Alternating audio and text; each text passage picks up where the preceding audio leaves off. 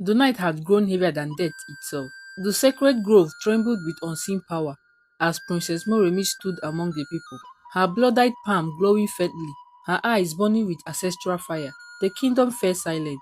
All eyes turned, not to her, but to the king, the man who had once been the pride of the land, the man whose secret had brought this doom upon them. The ancestor's voice roared like storm. The daughter has paid, the land is spared, but the father's debt remains. The people shuddered, mothers clutched their children, warriors lowered their spears, even the air felt poisoned.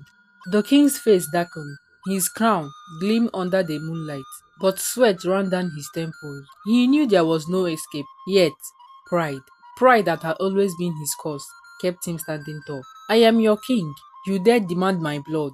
Have I not fed this land with wealth, with harvests, with victory? The people murmured, torn between loyalty and terror. But Moremi stepped forward, her voice sharp as a blade. No, father, you fed this land with stolen sacrifices. You sold our future to a god that does not belong here. You cursed us all with your greed. The ancestors howled. Flames rose around the king, circling him like chains. Then the truth was shown. All visions filled the sky, projected by the spirits. The people saw it, the king years ago, kneeling at a forbidden shrine, feeding the blood of innocent to a serpent god of wealth. The crowd gasped, some wept, others screamed in rage. The king fell to his knees, broken. The ancestor queen called out to the king, Adetunji, son of Olamide, your pride has rotted your crown, your greed has poisoned your bloodline.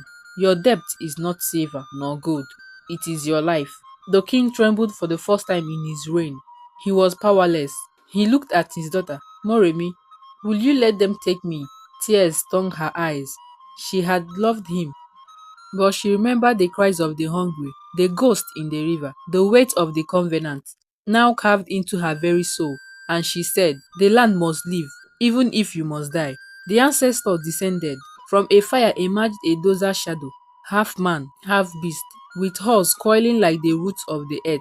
It wrapped its flaming hands around the king. The king screamed, drawing at the ground, but the spirit dragged him into the abyss. His crown melted into ash. His throne vanished from the earth. And then silence. The king of pride was no more. When dam broke, the people found themselves free. The land breathed again. Rivers flowed. The famine lived. But the kingdom had no king. Instead, they looked to Moremi, the daughter who had bled for them, the woman marked by the ancestors. But she was no longer theirs. Her eyes were no mortal eyes. Her voice carried the echo of the dead. She was both queen and curse, savior and sacrifice. And so, the tale of King Adetunji and Princess Moremi was etched into legend, a story whispered by firelight, feared by children, and remembered by kings.